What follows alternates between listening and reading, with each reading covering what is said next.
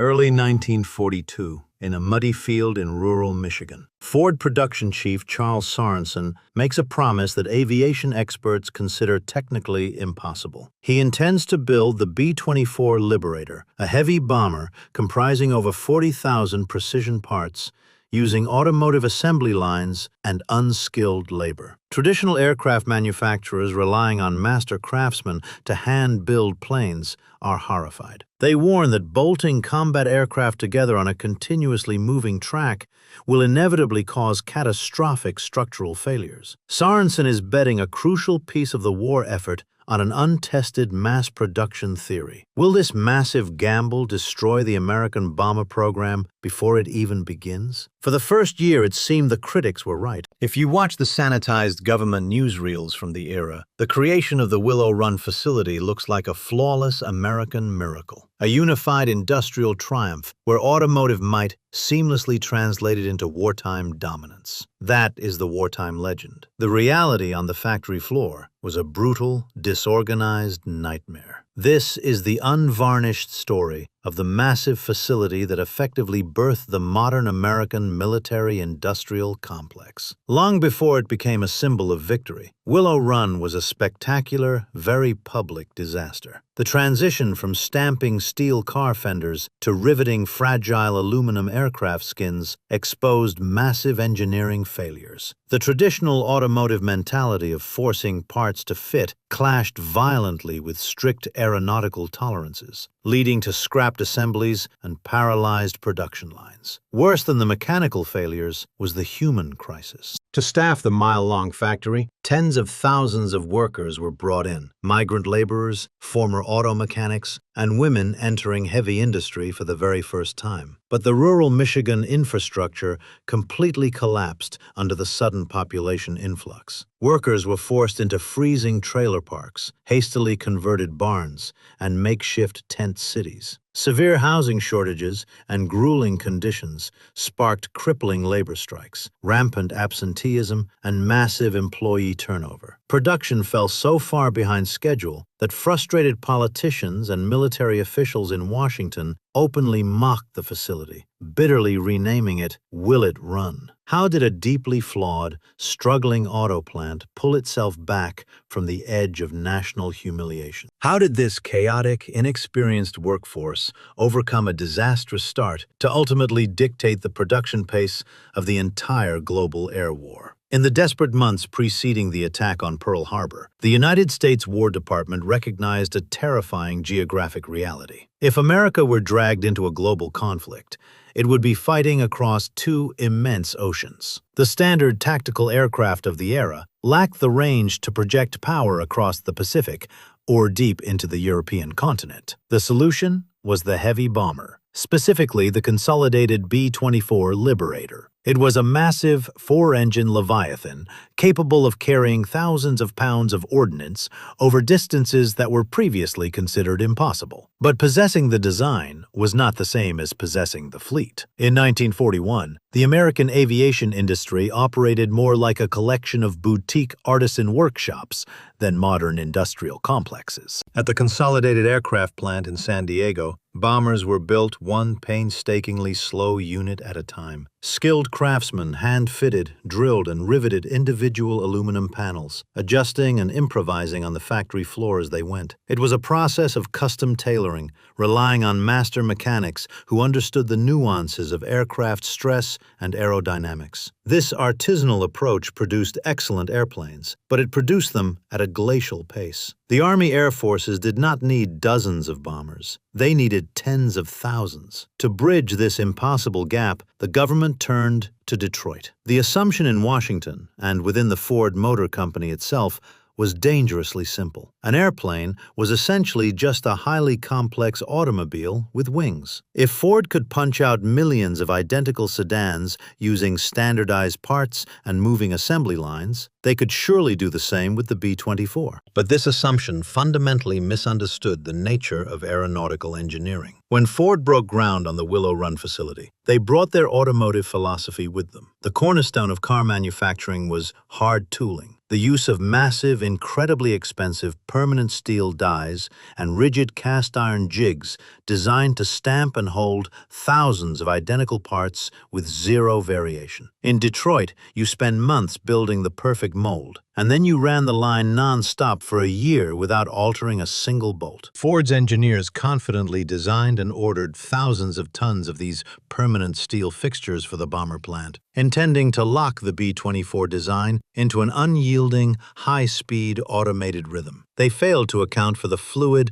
unforgiving nature of a world war. A civilian automobile does not get shot at. A combat aircraft does. Almost as soon as the first B-24s saw combat with the British Royal Air Force over Europe and the Atlantic, the survival data began flooding back. The early Liberators were fatally vulnerable to fighter attacks from certain angles. They lacked adequate defensive armor. Their fuel systems were susceptible to incendiary ammunition. To keep flight crews alive, the aircraft had to evolve immediately. Suddenly, Consolidated Aircraft was issuing hundreds, then thousands of urgent blueprint revisions every single month. They were changing the dimensions of the gun turrets, shifting internal bulkheads to accommodate heavier armor plating, and modifying the wings for new payload requirements. In San Diego's soft tooling environment, where jigs were made of wood and temporary framing, engineers simply walked onto the floor and instructed the craftsmen to drill a hole 2 inches to the left. But at Willow Run, a request to move a rivet meant a multi-ton steel die, which had taken 3 months to cast, was instantly obsolete. The rigid automotive infrastructure could not adapt to the daily evolution of combat geometry. Ford's engineers found themselves trapped in an endless cycle of redesigning heavy machinery for a plane that changed its shape every time a new telegram arrived from the War Department. This mechanical paralysis was happening inside a facility built in the middle of nowhere. To acquire enough land for an assembly building that stretched over 3 million square feet, Ford had chosen a rural patch of farmland near Ypsilanti, Michigan, nearly 30 miles outside of Detroit. When the plant was planned, executives assumed the existing Detroit workforce would simply commute. But the sudden onset of wartime rationing meant tires and gasoline were strictly controlled. Workers could not drive 30 miles every day. Instead, they had to migrate to the factory gates. Because the military draft was rapidly emptying the country of able-bodied, experienced young men, the traditional industrial labor pool had vanished. Ford was forced to hire anyone willing to work. The result was a raw, untested army of displaced agricultural workers, miners from Appalachia, sharecroppers from the Deep South, and tens of thousands of women stepping onto a manufacturing floor for the very first time. They were handed complex blueprints they could not read and heavy pneumatic rivet guns they had never fired. Unlike bolting a steel bumper onto a solid Ford chassis, joining 2 sheets of thin, fragile aluminum for a pressurized aircraft fuselage requires meticulous, synchronized teamwork. One worker operates the vibrating rivet gun on the outside, while a partner, often crammed into a dark, suffocating wing section, leans their entire body weight against the heavy metal bucking bar to flatten the rivet on the inside. If the timing was off by a fraction of a second, or the pressure was uneven, the rivet would crack the aluminum skin, ruining the entire panel and requiring hours of extraction. Thrust into an alien, deafeningly loud environment, freezing in makeshift winter camps outside the factory walls, and struggling to master an unforgiving trade, the workforce began to shatter. The physical and psychological strain drove the employee turnover rate to a staggering extreme. In some months, Willow Run was losing workers faster than the hiring offices could process new applications. The rigid steel tooling was producing obsolete parts. The blueprints were morphing daily, and the factory floor was bleeding its workforce dry. Yet, the military's inflexible delivery deadlines were rapidly approaching, setting the stage for a catastrophic collision between Detroit's towering industrial ambition and the grim, unyielding reality of wartime aviation. When the first major delivery deadlines finally materialized in the late summer of 1942, the result was not the promised avalanche of American air power. It was a staggering, high-profile humiliation. As the towering hangar doors rolled open at the end of the mile-long assembly line, The Army Air Force's inspectors waiting on the tarmac were appalled by what they found. The early aircraft rolling out into the Michigan daylight were fundamentally compromised. Automotive workers, accustomed to bending steel car fenders into shape and slamming doors until they latched, had tried to force-fit delicate aluminum structural components. Fuselage sections were violently out of alignment. Miles of vital electrical wiring harnesses were routed haphazardly, prone to short-circuiting at the slightest vibration. Thousands of rivets had been driven at the wrong angles, leaving the aircraft's thin metal skin buckled and weakened under uneven stress. These were four-engine heavy bombers, designed to carry tons of high explosives through hostile flak corridors, yet they were deemed entirely unsafe for combat deployment. The Ford Motor Company could not simply halt the massive, interconnected assembly line to fix these systemic issues without publicly admitting total defeat. To keep the factory moving, the military was forced to invent a desperate, covert workaround. The defective B-24s lumbering off the runway at Ypsilanti were not flown to active bomber squadrons waiting in England or the Pacific Theater. Instead, they were quietly diverted to a network of highly secretive modification centers, makeshift, sprawling repair facilities quickly established in places like Dallas, Texas, and St. Paul, Minnesota. There, far away from the flashing cameras of the wartime press corps, teams of highly trained aviation mechanics had to virtually dismantle the brand new bombers. They tore open the fuselages, stripped out the flawed wiring, carefully drilled out thousands of cracked rivets, and essentially rebuilt the aircraft by hand. It was a logistical absurdity. The very factory that was supposed to completely eliminate the need for artisanal aircraft construction was now entirely dependent on those same master artisans just to fix its catastrophic mistakes. Whispers of this massive industrial failure could not be contained, and they quickly reached the highest levels of government in Washington. The United States Senate's Special Committee to investigate the National Defense Program, chaired by a relentless, detail-obsessed senator named Harry S. Truman, descended upon the Michigan plant. Truman's investigators had already built a fierce reputation for destroying war profiteers and exposing gross incompetence, and they did not care about Ford's legendary automotive legacy. They cared about the millions of taxpayer dollars vanishing into a muddy field, while American soldiers fought without adequate air cover. The committee's boots-on-the-ground findings were brutal. They exhaustively documented the paralyzing labor turnover rate, the mountains of scrapped, unusable aluminum piling up behind the plant, and a rigid defensive management structure that flatly refused to admit its automotive techniques were failing. When the committee released its findings, the public report instantly stripped away the polished, patriotic propaganda. The national press seized on the staggering inefficiencies, broadcasting the facility's failures to a deeply anxious American public, and officially branding the crumbling enterprise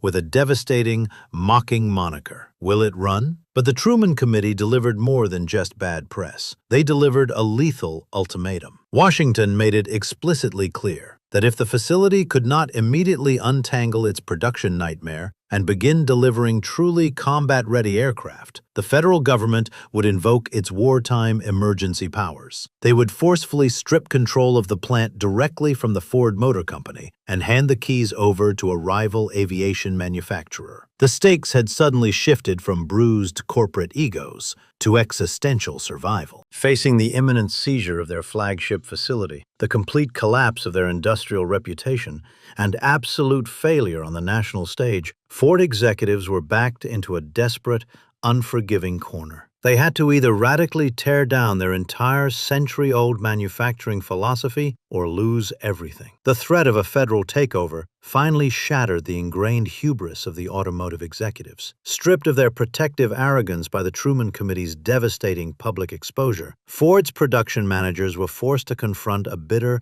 undeniable reality. A four-engine heavy combat bomber was not simply a flying automobile. It was an entirely different species of machine, operating under physical stresses and aerodynamic demands that Detroit had never previously had to consider. To save the Willow Run facility from being seized by the military, Ford's engineers had to completely tear down their century-old manufacturing philosophy and rebuild it from the factory floor up. The massive, permanent steel dies that had cost millions of dollars and taken months to cast, the very foundation of car manufacturing, were violently ripped out of the production line. The company had to accept that aircraft design was inherently fluid, and therefore, their tooling had to be adaptable. They transitioned to a hybrid system of semi-flexible jigs, structures that were rigid enough to ensure the absolute precision required for mass assembly, but modular enough to be broken down and reconfigured when the military inevitably demanded structural changes. More importantly, they had to redesign the assembly process itself. In a traditional aircraft plant, the fuselage was built as a single hollow tube from the beginning, forcing mechanics to crawl inside the dark, cramped cylinder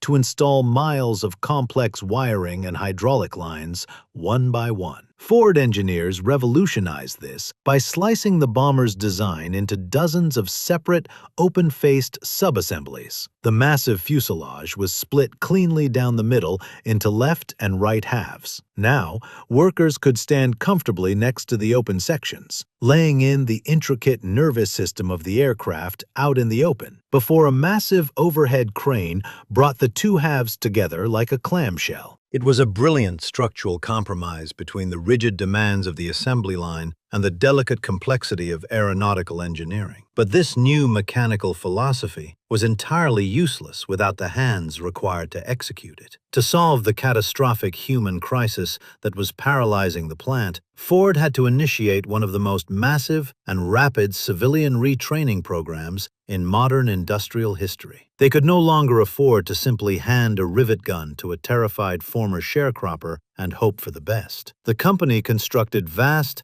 highly specialized vocational schools directly on the factory grounds. Tens of thousands of workers, predominantly women leaving their homes for heavy industry, and minority workers migrating from the Jim Crow South, were ushered into these intensive training environments. This was not a general orientation. It was a grueling, highly specific boot camp for aerospace manufacturing. Instructors had to teach individuals who had never seen a micrometer how to read complex structural blueprints. They taught former department store clerks and waitresses the precise metallurgical properties of fragile aluminum skins. The training focused heavily on the brutal, deafening art of riveting. Working on simulated aircraft panels, women learned the exact acoustic pitch a pneumatic rivet gun makes when it drives a fastener perfectly, versus the hollow, sharp crack it makes when it fractures the surrounding metal. They learned the grueling physical endurance required to lean their body weight against a heavy steel bucking bar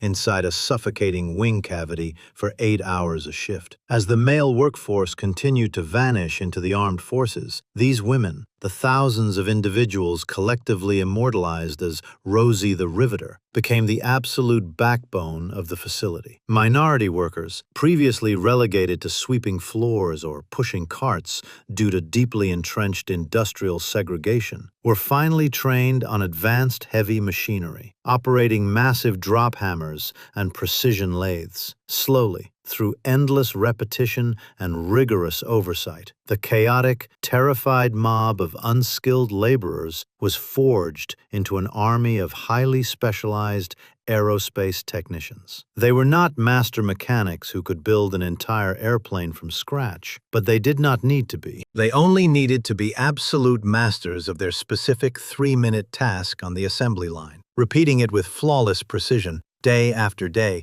until the physical motions became pure muscle memory. However, having trained workers and flexible tooling meant nothing if the right part was not in the right place at the exact right second. The third monumental hurdle was taming the logistical leviathan of the supply chain. A single B-24 Liberator was composed of roughly 40,000 individual, highly precision-machined parts, and Willow Run could not possibly manufacture all of them under one roof. The factory was merely the final, massive terminal node of a continental nervous system that stretched across the entire United States. Ford had to coordinate the daily delivery of components from hundreds of distant subcontractors. Spark plugs from Ohio, rubber hydraulic seals from Akron, specialized radio components from New York, and thousands of miles of copper wiring from the Midwest all had to converge on the Michigan plant simultaneously. To make this work, Ford implemented a system of zero-tolerance standardization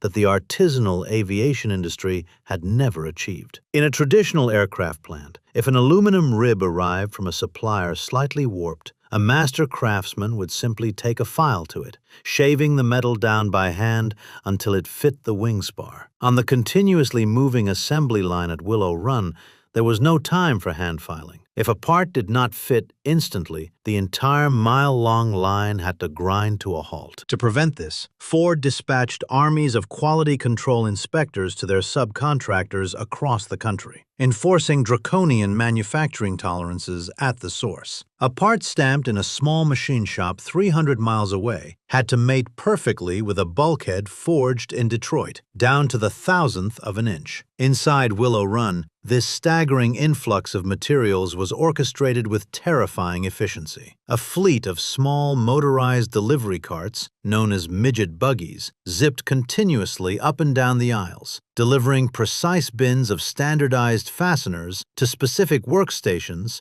exactly as the workers ran out. Overhead, a sprawling network of bridge cranes, capable of lifting entire wing sections, operated on strict timetables, ferrying massive subassemblies across the 3 million square foot facility to merge with the main line. The chaotic, disorganized nightmare of the early days was replaced by a rigid, heavily policed industrial choreography, a ballet of steel and aluminum where timing was the ultimate currency. Yet, despite the overhauled tooling, the highly trained workforce, and the synchronized supply chain, the factory was still bleeding efficiency because of the War Department. The military was still treating Willow Run like a boutique workshop, sending frantic telegrams every single day demanding immediate modifications to the bombers based on the latest combat reports from Europe. Add a heavier armor plate behind the pilot, change the caliber of the waist guns, alter the shape of the tail turret to improve visibility. In a frantic effort to keep American flight crews alive, the Army Air Forces were inadvertently strangling the very factory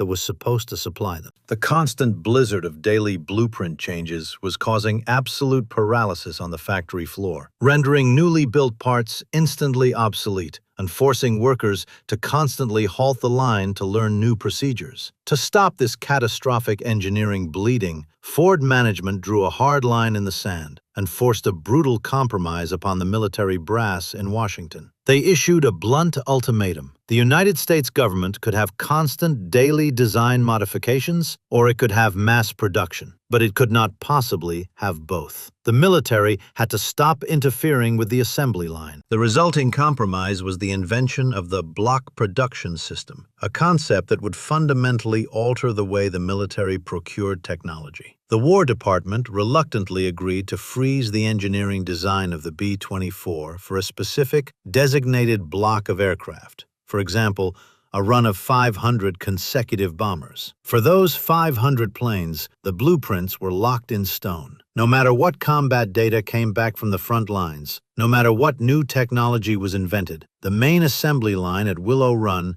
would not change a single rivet. They would push those 500 identical bombers through the factory at maximum, uninterrupted speed. If the military desperately needed a new radar dome or an upgraded oxygen system installed, it would not be done at Willow Run. Instead, those modifications would be retroactively applied at the secretive modification centers out in the Midwest, after the fully completed bombers had rolled off the Michigan assembly line. By isolating the massive factory from the daily friction of combat evolution, Ford finally allowed the moving track to operate without interruption. The block production system removed the final, fatal bottleneck, clearing the runway for an industrial explosion. While this massive, painful transformation was unfolding in the American Midwest, thousands of miles away, the enemy was watching, listening, and fundamentally miscalculating the nature of the threat. Deep within the Reich Air Ministry in Berlin, German intelligence analysts were intercepting detailed reports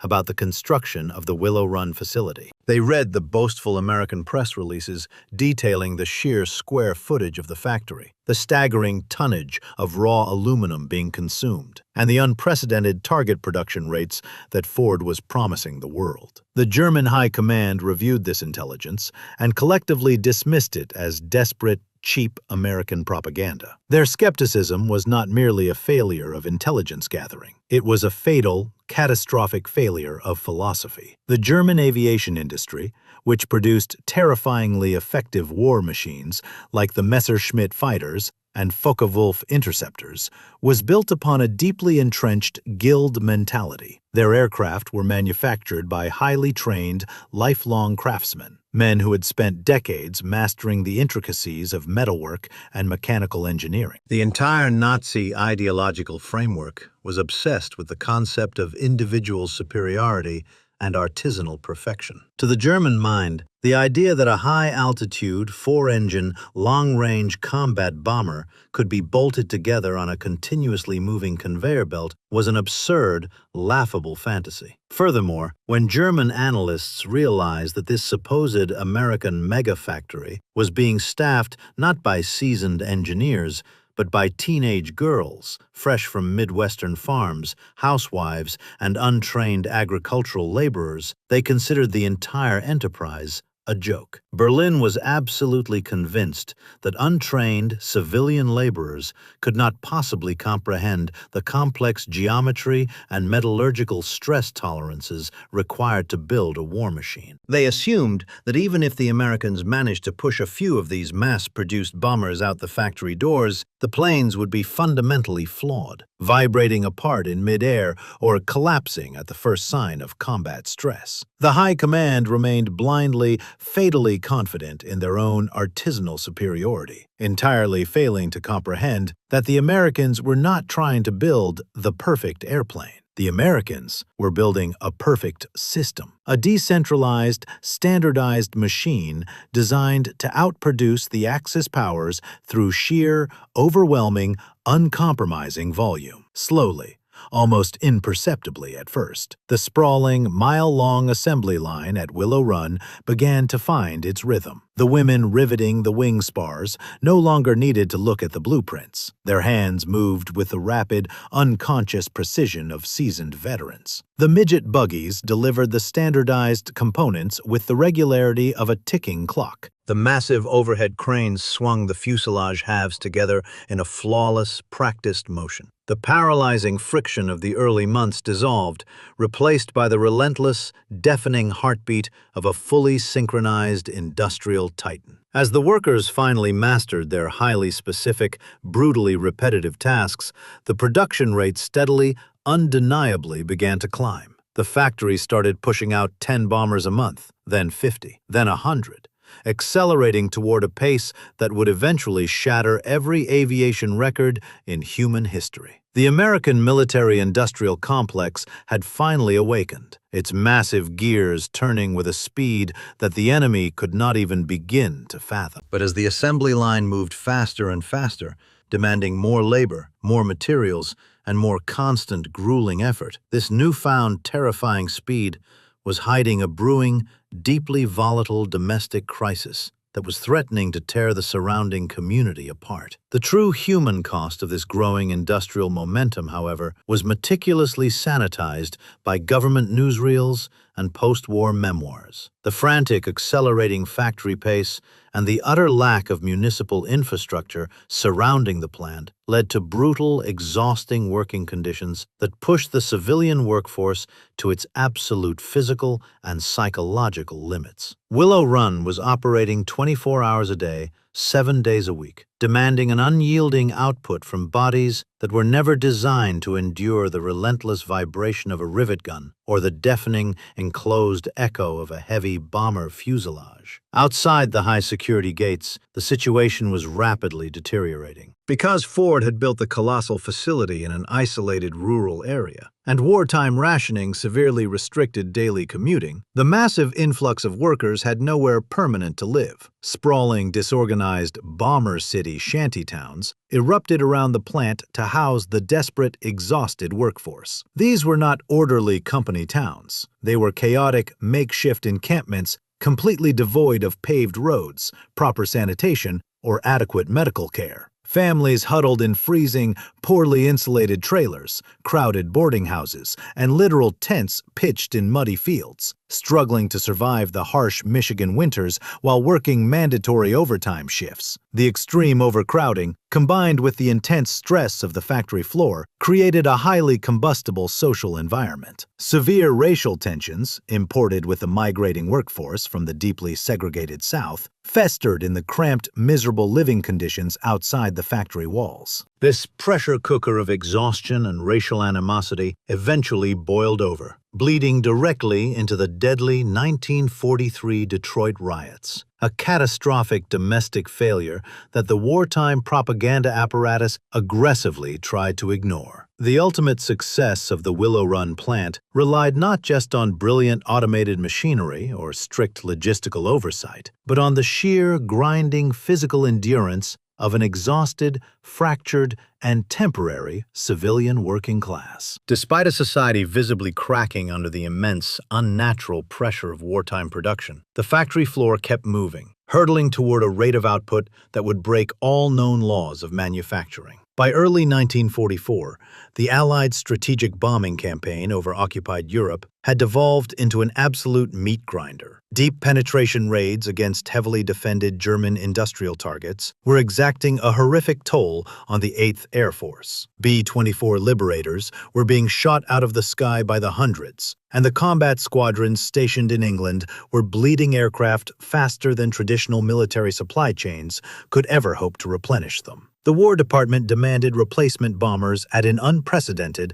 almost mathematically impossible rate. The survival of the entire daytime bombing strategy now rested squarely on the shoulders of the exhausted, makeshift workforce back in rural Michigan. And it was precisely at this critical juncture that the sprawling Willow Run facility finally achieved its terrifying maximum efficiency. Years of catastrophic trial and error, the agonizing transition to flexible tooling, and the rigid discipline of the block production system all suddenly coalesced. The mile-long assembly line ceased being a chaotic experiment and morphed into a relentless, synchronized machine. As the spring of 1944 approached, the production numbers did not just climb, they exploded, completely shattering every existing paradigm of aerospace engineering. At the absolute peak of its operation, the massive hangar doors at the end of the line were rolling open to reveal a staggering industrial reality. Willow Run was pushing a fully assembled,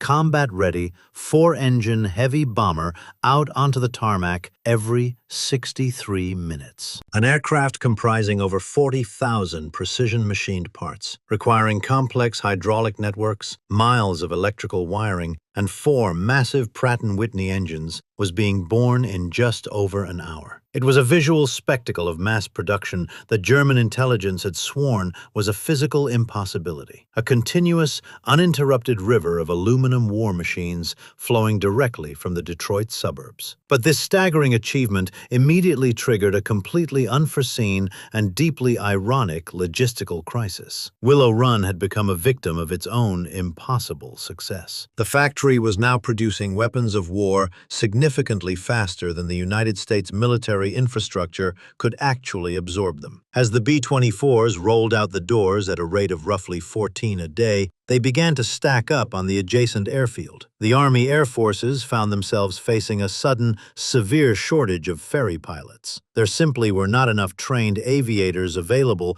to fly the massive bombers away from the plant and distribute them to the operational theaters in Europe and the Pacific. The sprawling, custom-built airfield outside the factory quickly transformed into a claustrophobic parking lot of heavy armor. Hundreds of brand-new Liberators sat wingtip to wingtip, their engines cold, waiting for someone to take the controls. The military had to scramble, urgently pulling in civilian contractors and leaning heavily on the women Air Force service pilots, the Wasps, just to clear the congested Michigan tarmac before the unstoppable assembly line pushed the next bomber out the doors. The United States government had demanded a miracle, and Detroit had delivered a machine so ferociously efficient that it was actually choking the military supply lines with surplus aircraft. Charles Sorensen's desperate, heavily ridiculed gamble in that muddy field had not just succeeded.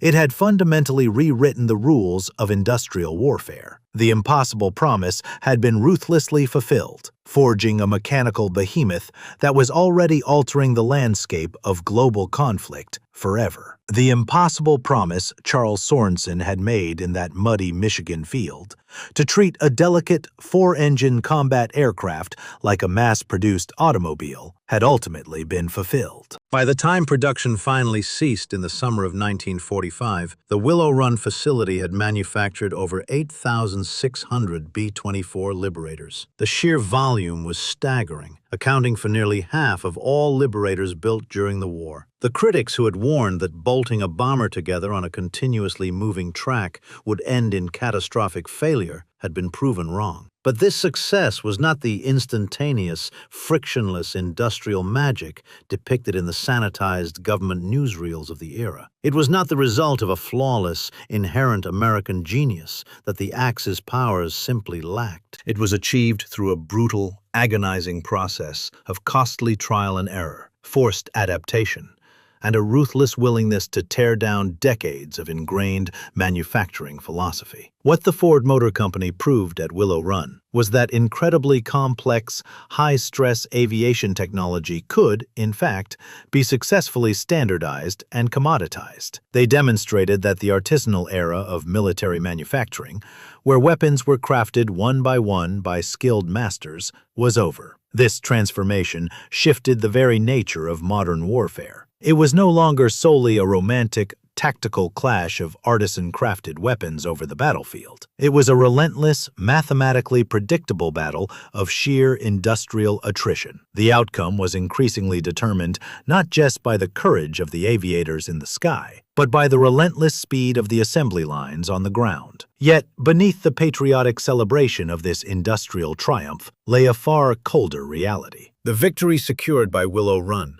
was built upon a massive, unglamorous factory system that ground down its own civilian workforce to produce those machines. The cost of that overwhelming volume was paid in human exhaustion, severe domestic unrest, and the brutalization of a temporary labor force operating under extreme pressure. As the thousands of silver bombers took to the skies, it forces a final, unsettling reflection on what truly defeated the Axis powers. The Axis powers were not dismantled solely by brilliant battlefield maneuvers or sudden flashes of tactical genius. They were ground into absolute submission by an unforgiving mathematical equation they fundamentally failed to comprehend. The German High Command had bet its survival on the superiority of the master craftsman, convinced that modern war was still an artisan's game. Instead, they were ultimately crushed under an unstoppable avalanche of cold aluminum, assembled not by lifelong aerospace engineers, but by exhausted sharecroppers, displaced miners, and young women laboring in a muddy Michigan field. Willow Run proved that industrial warfare did not require individual perfection. It only required volume, a relentless,